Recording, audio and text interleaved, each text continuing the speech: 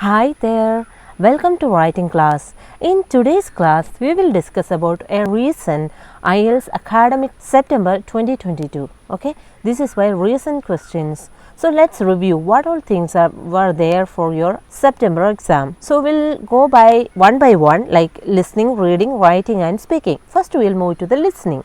So listening, there were 4 sections I could say, and it was all about conversation, monologue and again kind of conversation, and then there is a monologue. So this is about the difficulty level is somewhat I could say moderate, and I hope you could score around 8 because the difficulty level was somewhat like that, and whomever quite good at their listening, they could obviously score 8.5. That's about listening. It was not that much hard, and if you really practice you could do well. Okay, and there are a few tips for your listening as well, but I am just doing for the review, so I'll just, for the sake of review, I'll review all the items and then move to the reading. Comes to reading, there were 5 types of questions were asked.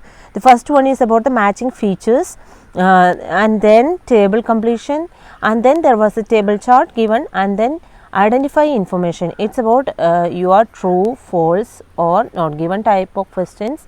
Okay, and then matching headings. Out of these 3 passages, 2 were comparatively moderate, and then 1 was kind of quite difficult.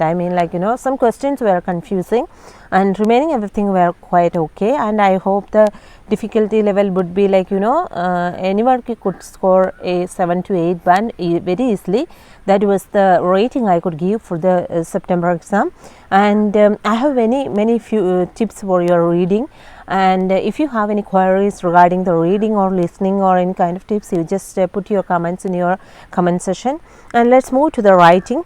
And then in writing, task 1, you just got bar graph, and these all data were given by one of my students. She had taken an exam in September, so according to her I have sorted out the things and discussing all the stuffs. And the bar graph was about male or female, about their UK education level or standards. So that was about your writing, and the bar graph was quite easy because there was no so many changes, somewhat bar graph looks almost similar kind of patterns, almost ratios were somewhat similar, so it was quite easy to write in your task 1, I could say that. And when it comes to task 2, this was the question was asked, children who are brought up in families that do not have large amount of money are better prepared. Okay, see the keyword here, are better prepared to deal with the problems of adult life than children brought up by wealthy parents. So I would like to say about this topic is that when such question comes, it is about agree. To what extent do you agree or disagree? It's my opinion that it is always best to write to some extent or to a great extent. I believe always you have 2 opinions, you stick to some things advantages are common or more, some advantages are less or something like that. So for me, I would say that children who are brought up in poor families, they are better prepared for their adult life because they learn a lot of life skills when they when they live in that particular family. So I believe such skills are very vital for your adult life. And when it comes to wealthy parents, children, especially, I could say the problem, I could say the better you could write about the problem solving. Okay, it's about problem solving. So when it comes to, it's my point, okay, you could add anything. I believe when it comes to problem solving, so I think it is the children who are brought up in poor families are coped well than children who are brought up by the wealthy parents. If the wealthy parents are given sufficient exposure to their children to various skills, then this won't be a problem. Whether children are brought up in poor families or wealthy family, it doesn't matter. Okay, so it's about the opportunities, it's about the exposure, how they are exposed to situations and how they face the situations, and when they face such kind of difficult situation, these all skills are developed. Okay, so that's all about your writing. So when you stick to such kind of questions, such as, I believe, I believe this statement is exactly correct, I believe, but to some extent, children who are, even though they are brought up in wealthy parents, if they are exposed to sufficient skills or their opportunities, they are going to be, well benefited or well equipped with their skills in their adult life, I could say.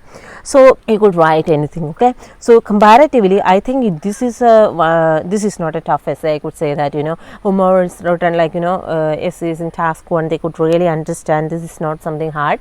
I think this is moderate, and you will get sufficient for the points for this. Okay, it is not difficult at all. Once if you just practice writing because always I say that, for writing, it is always best, write and then proofread with someone else than your colleague or your classmate or friend, whomever is equipped with a well enriched knowledge, or they have better understanding of the grammar, would be sufficient, because they always check for your lexical resources, grammatical accuracy and all that stuff. So it is always, go with someone, go to someone and correct your essay. That's the best tip I could always advise. And if you need any advice for your writing, you just put in the comment section.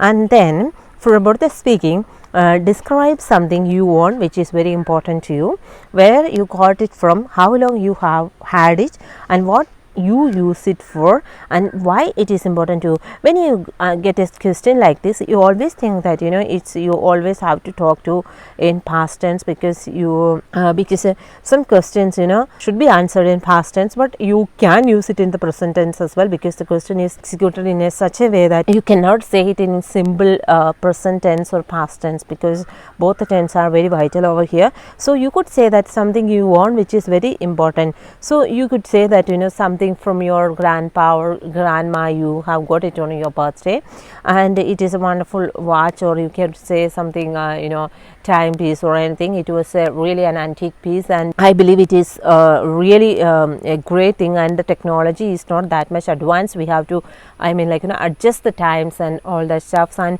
it is very unique, and I haven't seen anything like this in my life, and this was one of the first gifts for my birthday I have ever received. And how long, you could say that, I have it for, many years, and I still believe that it is one of the treasures I could ever have in my life. And I actually right now I don't use it, and I keep it in my drawer. I always, because my grandma is no more, because and I believe, grandma is everything to me, and whenever I feel about her, or whenever I think about her, I just look at this piece, I just take out this piece, and I just take it and hold to my heart, and I feel that she is really near to me, and I just feel her proximity to me, with me. And that's a wonderful thing, because I am staying alone, and I am really away from my home, and I do not have anyone with me right now. So I think, sometimes we need someone else moral support, even if they are not really present, but with their things